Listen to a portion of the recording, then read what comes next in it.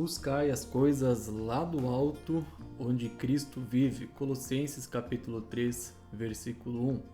Com esse versículo, saúdo cada um dos irmãos na paz de Cristo. Novamente, para mim é uma alegria estar aqui com os irmãos, na oportunidade de ensinar a palavra de Deus e de hoje introduzirmos a carta aos Colossenses. Eu creio que essas introduções têm sido um instrumento valioso nas mãos do Senhor Deus para abençoar as nossas vidas, nos auxiliando na compreensão do texto, na aplicação do texto bíblico. Haja em vista que os textos bíblicos em si eles não vêm com essa introdução. Os livros escritos hoje em dia, sim, as primeiras páginas, nós encontramos a introdução do texto, no qual o autor vai explanar sobre seu propósito, o que o motivou a escrever, os métodos que ele empregou na escrita, na pesquisa. No entanto, o texto bíblico nós não encontramos essa introdução. No entanto, ao fazermos uma leitura atenta do texto, nós conseguimos extrair esses princípios introdutórios e que nos auxiliam. É muito interessante, antes de realizarmos a leitura de um texto bíblico, de uma carta, de um livro, entendermos em primeiro lugar os princípios introdutórios, o autor, o que motivou o autor a escrever, qual o propósito, qual o tema dessa carta, qual é o período histórico. Haja em vista que é um texto antigo e nós necessitamos trabalhar esse texto dentro do seu contexto histórico e buscando aplicá-lo aos nossos dias, em nossa vida, naquilo que Deus quer nos ensinar mediante a sua palavra. Para que tenhamos uma boa interpretação do texto, nós necessitamos ser zelosos na interpretação e, acima de tudo, sinceros na aplicação do texto bíblico. E essa é a nossa expectativa hoje relacionado à carta de Paulo aos Colossenses. É uma carta fantástica, uma carta que vai levantar temas extremamente contemporâneos, como por exemplo o sincretismo religioso, os questionamentos relacionados à divindade de Cristo Jesus. Nós vivemos um tempo do antinomismo, que é uma doutrina que não crê na lei, na aplicação da lei, que nós podemos fazer o que nós bem quisermos, mesmo tendo fé em Deus. São questões bem delicadas e que essa carta vai trabalhar, vai nos auxiliar a compreender todos esses temas. A carta de Paulo aos Colossenses, juntamente com Efésios, Filipenses e Filemão, formam um conjunto das denominadas cartas de prisão. São as cartas que o apóstolo Paulo escreveu muito provavelmente quando esteve preso em Roma. E nessa prisão em Roma, o apóstolo Paulo tinha uma prisão domiciliar, o que permitiu ao apóstolo receber pessoas onde ele estava preso, o que permitia ele também escrever as cartas, enviando às igrejas, auxiliando-as. Como ele não tinha oportunidade de se fazer presente através das cartas, ele buscava instruir e direcionar as igrejas. É interessante que hoje o nosso meio de comunicação é o WhatsApp. Na época eram as cartas eram o meio mais viável na época de se comunicar com as pessoas, com um grupo, e foi o que o apóstolo Paulo usou. Foi o que o apóstolo Paulo e muitos outros autores bíblicos usaram para difundir a palavra de Deus, para ensinar a palavra de Deus e, acima de tudo, conduzir as comunidades de fé nos caminhos do Senhor Deus. E nós lemos no início dessa carta que é o próprio apóstolo que é também o autor dessa carta. Diz o versículo 1 do capítulo 1, Paulo, apóstolo de Cristo Jesus, por vontade de Deus, e o irmão Timóteo. O que acontece aqui, o apóstolo Paulo cita também Timóteo. Por que Paulo cita Timóteo? Muito provavelmente Timóteo foi o que escreveu a carta. Paulo citou e Timóteo a escreveu. Nós temos algumas evidências no texto bíblico que o apóstolo Paulo tinha um problema relacionado à visão, o que o debilitava de certa forma a escrever. Então, o apóstolo Paulo contava constantemente com o auxílio de secretários, de colaboradores como Timóteo, como Lucas, como Tíquico. Havia um grupo muito grande que estava ao redor do apóstolo Paulo, o auxiliando em suas viagens missionárias e também na expansão do reino de Deus. E essa carta de Paulo foi direcionada para uma igreja que estava na cidade de Colossos. O apóstolo Paulo diz no versículo 2 do capítulo 1, os santos e fiéis irmãos em Cristo que se encontram em Colossos. A cidade de Colossos localizava-se no vale do rio Lico, pertencente à região da Frígia, na Ásia Menor. Era uma província romana. era um local muito fértil, propício para a criação de ovelhas e ao comércio da lã. Havia uma rota muito importante que ligava a cidade de Éfeso e que passava por intermédio da cidade de Colossos. Historicamente foi uma cidade muito grande, ela teve os seus momentos de prestígio, ela teve os seus momentos gloriosos, porém com o tempo ela perdeu o seu crescimento, ela perdeu o seu prestígio com o crescimento de cidades vizinhas, como por exemplo Laodiceia e Hierápolis, que ficavam mais ou menos uns 16 quilômetros ali de Colossenses. Laodiceia, é interessante que ela até é citada no texto de Apocalipse, ela faz parte das 7 igrejas, e Laodiceia é a igreja que não recebe nem elogio, muito pelo contrário, as críticas relacionadas à riqueza. Era uma igreja que ostentava, era uma igreja abastada em muitas riquezas. E isso nos dá indícios de como estava a cidade também. Laodiceia era uma cidade muito rica, com um comércio muito forte de tintas, especiarias, lã, perfumes, uma cidade muito movimentada. Hierápolis era conhecida como a cidade das piscinas termais, águas medicinais, muito visitada também. E o crescimento dessas cidades fez com que Colossos perdesse o seu prestígio. Tanto que no período do Novo Testamento, da igreja primitiva, a cidade estava bem pequena, bem reduzida. E o que é um ponto interessante, né? Mesmo que fosse uma cidade pequena, mesmo que fosse uma igreja pequena, não perdia a sua relevância diante dos olhos do apóstolo Paulo. Não importa se a igreja é pequena, se a igreja é grande, aos olhos do Senhor são santos, são fiéis, homens e mulheres tementes ao Senhor Deus, que necessitam ser ensinados e conduzidos nos caminhos do Senhor Deus. E era uma cidade formada por uma população em sua grande maioria gentílica, advindos do paganismo. No entanto, há indícios que na região de Frígia haviam muitos judeus. Nós temos um dado histórico de que Antíoco o Grande, mais ou menos em 233 e 188 a.C., ele havia transportado mais de 2 famílias de judeus advindos da Babilônia e que ele transportou para a região da Frígia.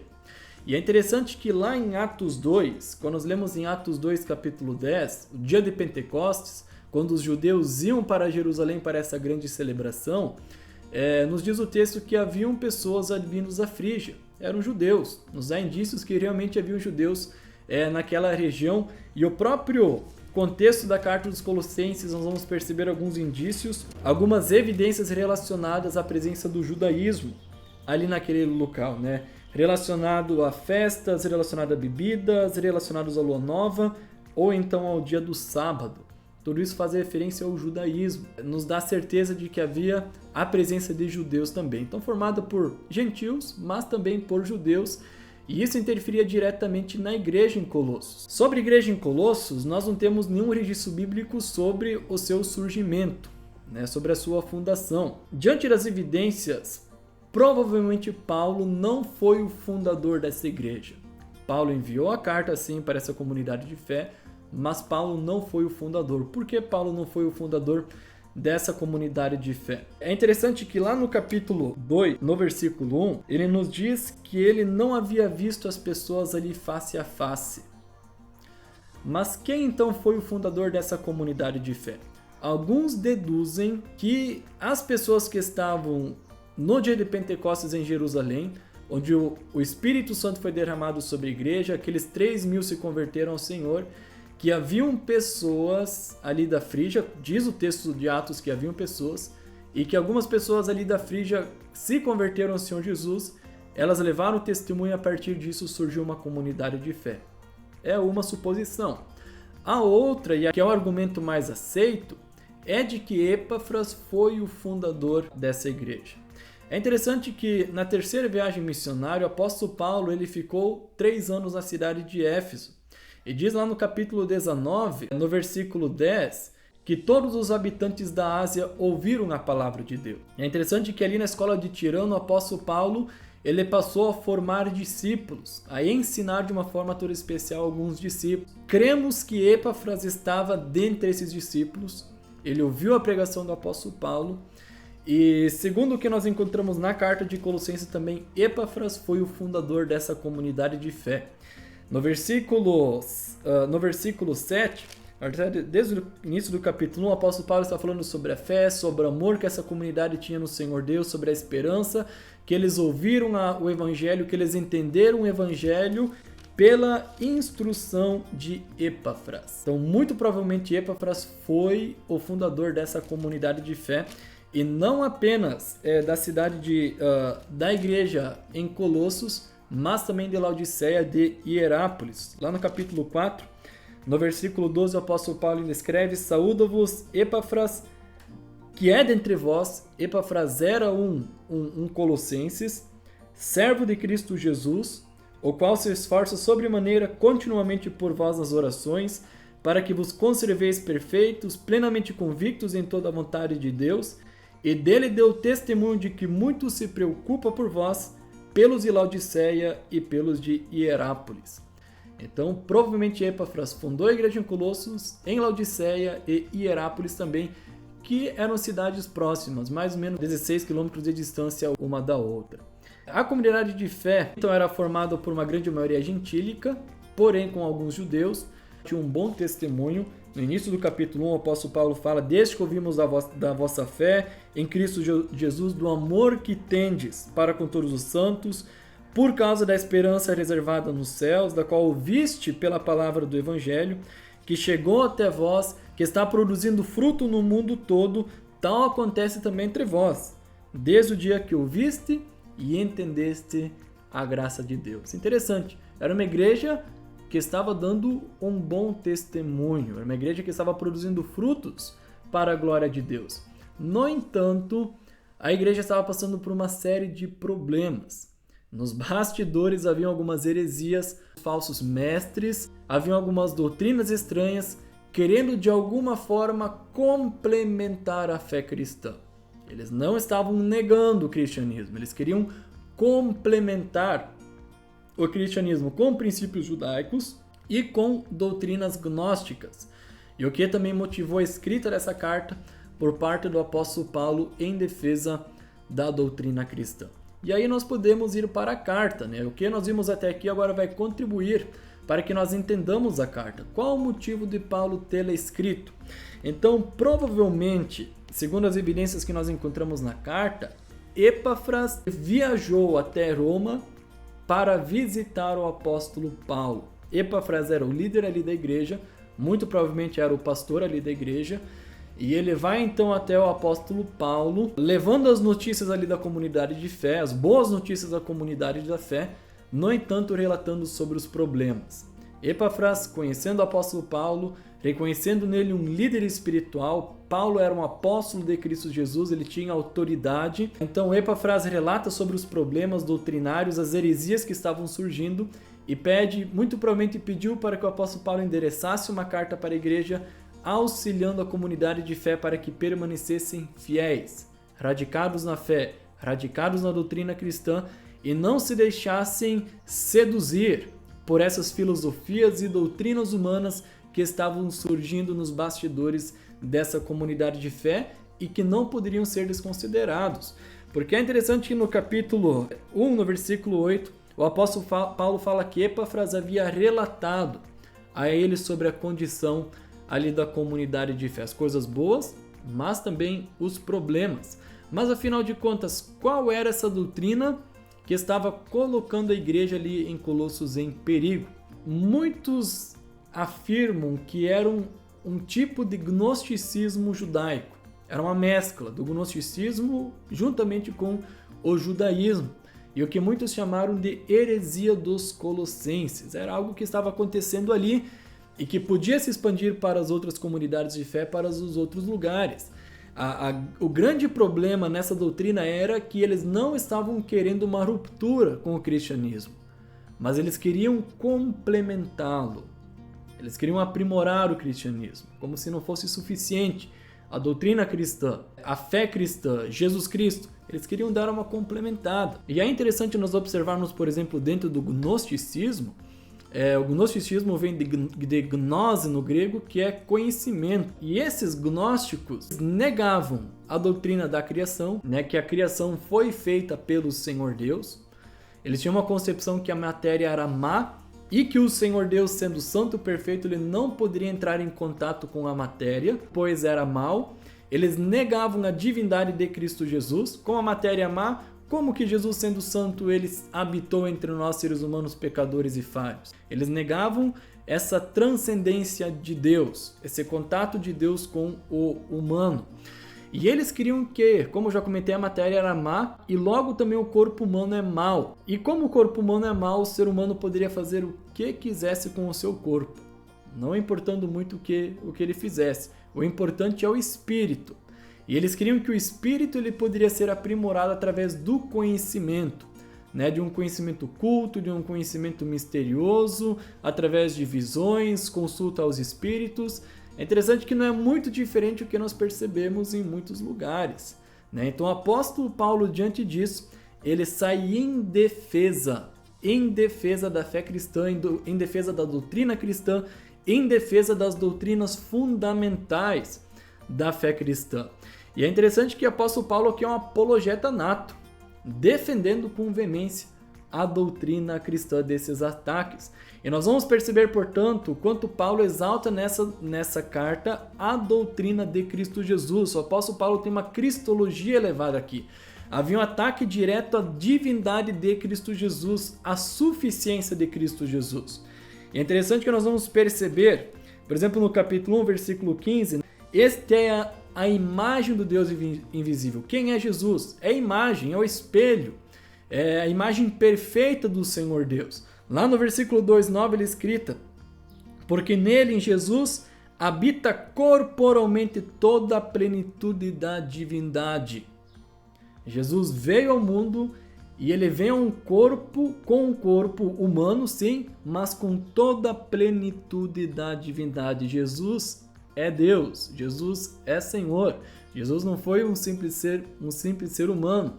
Jesus ele tem a primazia, ele é o primogênito de toda a criação. Paulo dá ênfase na criação de Cristo, capítulo 1, versículo 16, a plenitude de Cristo. Capítulo 1, versículo 19, Cristo ele enche todas as coisas foram feitas por intermédio dele, para o louvor da glória dele. E também Paulo exalta o conhecimento de Cristo, capítulo 1, versículo 24 ao 29. Então Paulo vai exortar a igreja a ter cuidado com essas doutrinas vãs, conforme a tradição dos homens, no versículo 8, cuidado que ninguém vos venha enredar com a sua filosofia e vãs sutilezas, conforme a tradição dos homens, Colossenses 2, versículo 8. E filosofia aqui é muito provavelmente Paulo citando o gnosticismo. O gnosticismo era conhecido muito como uma filosofia, mas naquele ponto eles não buscavam uma ruptura, eles queriam aprimorar a fé cristã de alguma forma. Então ele relaciona também as questões com o legalismo, aí entra a questão do judaísmo relacionada a festas, relacionada a comida, bebida, a questão de guardar o dia do sábado. Isso nós vamos ver no capítulo 2, no versículo 16. Havia culto a anjos, que é idolatria. Isso nós lemos no capítulo 2, versículo 18. Ninguém se faça árbitro contra vós outros, pretextando humildade e culto dos anjos, baseando-se em visões, enfatuados, sem motivo algum, na sua mente carnal. Então o apóstolo Paulo destaca que essas doutrinas eram puramente humanas, eram carnais. Elas tinham um princípio de sabedoria, mas eram totalmente humanas e que estavam trazendo problemas para a igreja. Estava desvirtuando a doutrina e automaticamente também a ética da igreja. E é interessante que, como citado, o gnosticismo ele desconsiderava, por exemplo, o corpo. O corpo não é importante. Como ele é mau, vira pó, não importa muito o que nós vamos fazer com o corpo. E isso acabava levando que muitas pessoas cediam à imoralidade, à sensualidade. Perceba o quanto uma doutrina errada pode nos conduzir a práticas extremamente erradas também e que vão contra o que a fé cristã defende.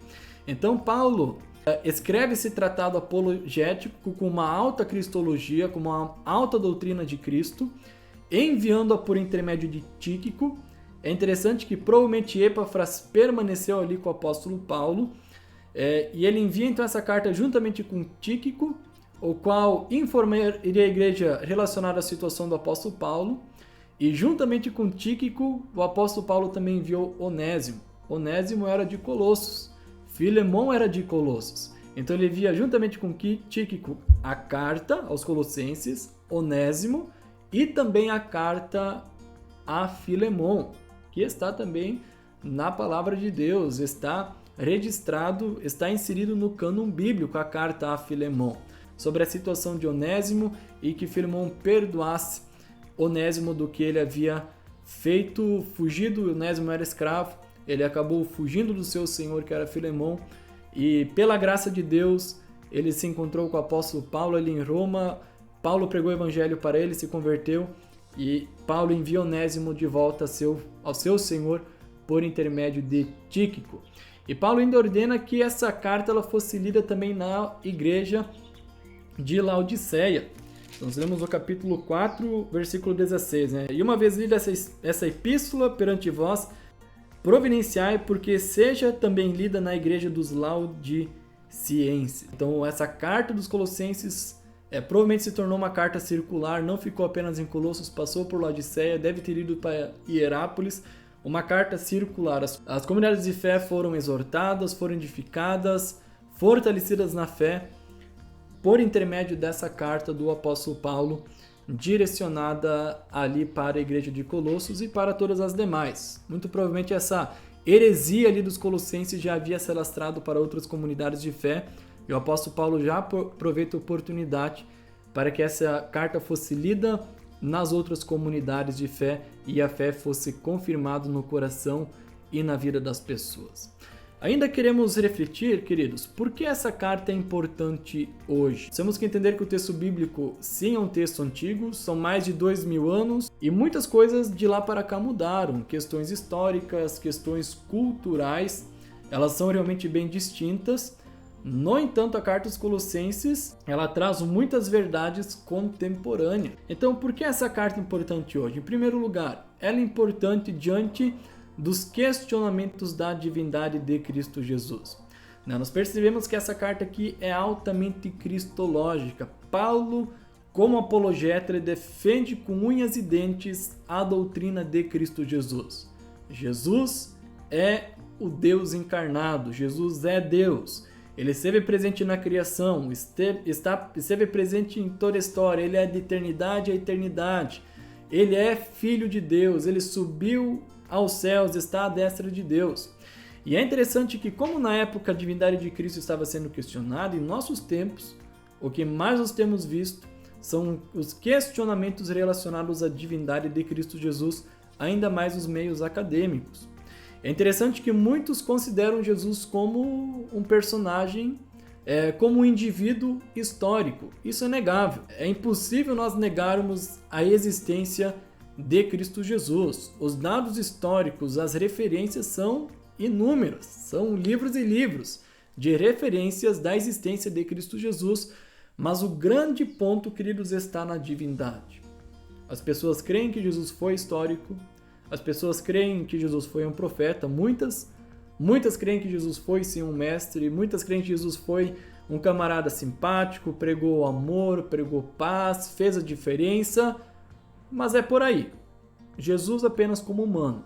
A grande questão está quando entra no ponto da divindade. Não, divino, isso não. Todos somos humanos, Jesus foi humano também, divino é impossível, né? Querem negar a transcendência do próprio Senhor Deus. Porém, a ênfase bíblica no Novo Testamento, baseado no Antigo Testamento, é que Jesus é o Filho de Deus. Nós não podemos abrir mão dessa verdade bíblica. Jesus é o Filho de Deus. É interessante como Paulo vai tratar dessa doutrina. Jesus é a imagem do Deus invisível, Jesus é o primogênito da criação, Jesus é o Criador de todas as coisas, Jesus é o cabeça da igreja, é a plenitude da divindade. Cristo é o Senhor. Paulo tem uma cristologia elevada, é o que nós necessitamos também ter em nossa vida. Essa carta é importante também diante do sincretismo religioso. Nós vivemos tempos nos quais muitos tratam o cristianismo como insuficiente, muito semelhante ao que aconteceu em Colossos. Nós necessitamos complementar, o cristianismo não é suficiente, a doutrina cristã não traz todas as respostas, então nós precisamos aprimorar o cristianismo. Muitos até querem tratar que Jesus propriamente não é suficiente. E diante disso, muitos têm descambado num sincretismo religioso. Eles estão misturando as coisas, as várias religiões, adaptando-as, associando-as ao cristianismo, para tornar o cristianismo mais abrangente, mais atraente, mais confortável. E semelhante estava acontecendo também na cidade de Colossos. A maioria eram pessoas advindas do paganismo, haviam pessoas do judaísmo também, e cada uma delas, com suas práticas religiosas natas, queriam trazer isso para dentro do cristianismo. E o apóstolo Paulo diz: espera aí, não é por aí, vamos analisar bem, venha para Cristo como você está, mas arrependa-se, deixe aquela bagagem pagã para trás, é uma nova vida, vocês morreram para os rudimentos desse mundo e agora estão vivendo para o louvor, para a glória de Cristo Jesus. O principal problema era a negação da suficiência de Jesus Cristo.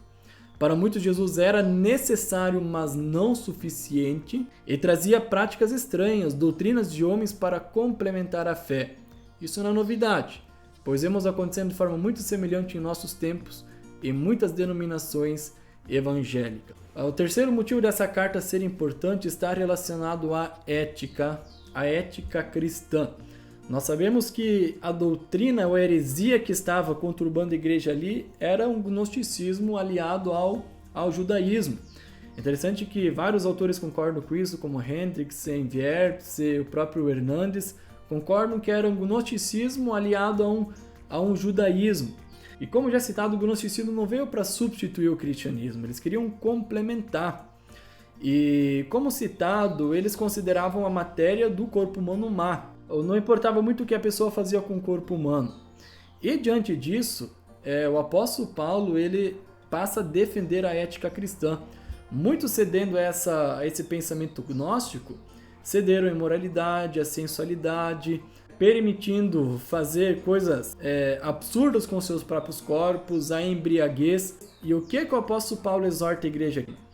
Lá no capítulo 3, versículo 5, nós lemos: fazei, pois, morrer a vossa natureza terrena, prostituição, impureza, paixão lasciva, desejo maligno, a avareza. Por essas coisas vem a ira de Deus.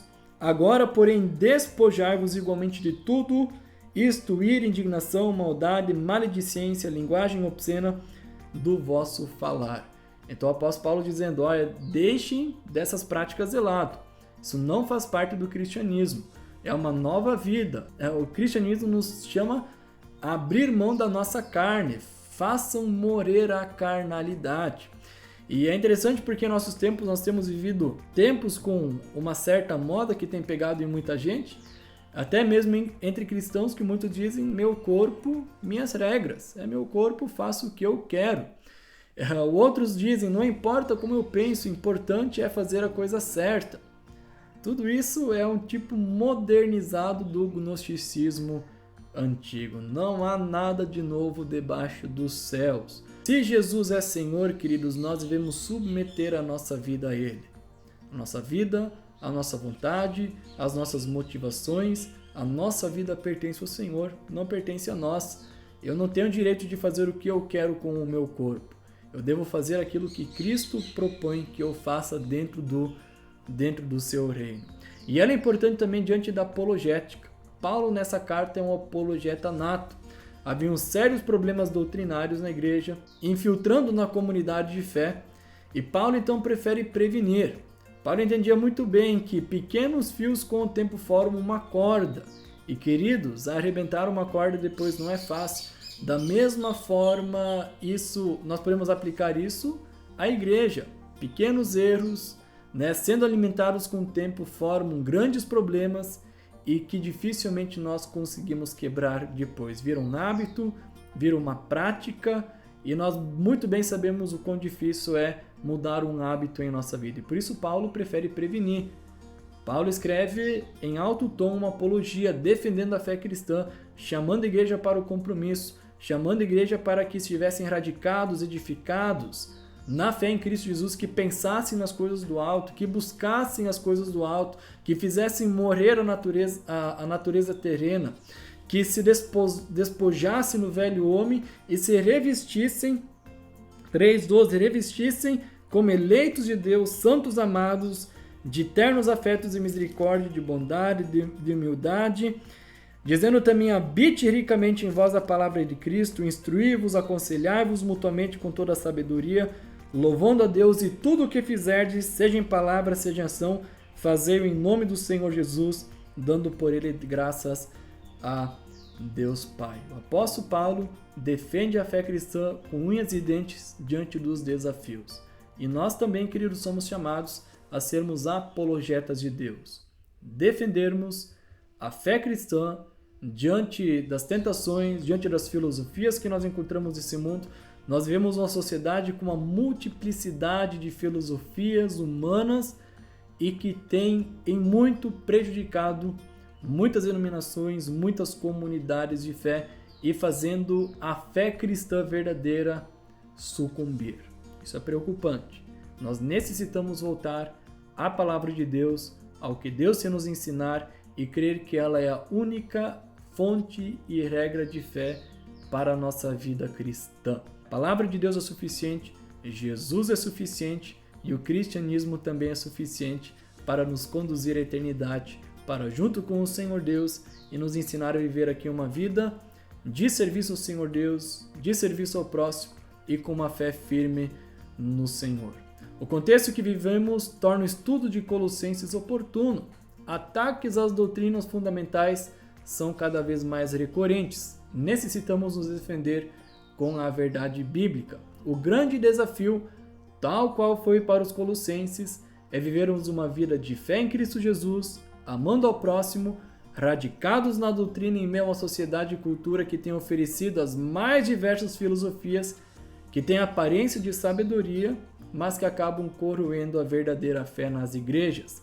Temos aqui uma carta contemporânea e que a apologia de Paulo impacte a nossa vida de fé, nosso zelo por Deus e sua doutrina, e que além disso, a nossa ética, a nossa prática cristã seja baseada na doutrina bíblica, sendo usados por Deus para abençoar nossa família, nossos amigos, colegas de trabalho, promovendo o reino de Deus e sua justiça. Deus quer usar a nossa vida para abençoar as pessoas que estão ao nosso lado. E a nossa prática cristã está fundamentada na doutrina de Deus. Deus seja louvado por essa carta.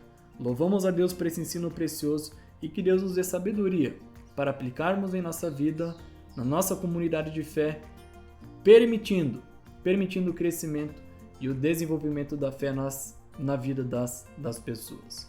Eu quero agradecer pela oportunidade, Deus seja louvado e até uma próxima oportunidade, se assim Deus o permitir. Deus abençoe a todos e abençoe também os estudos nessa carta de Colossenses.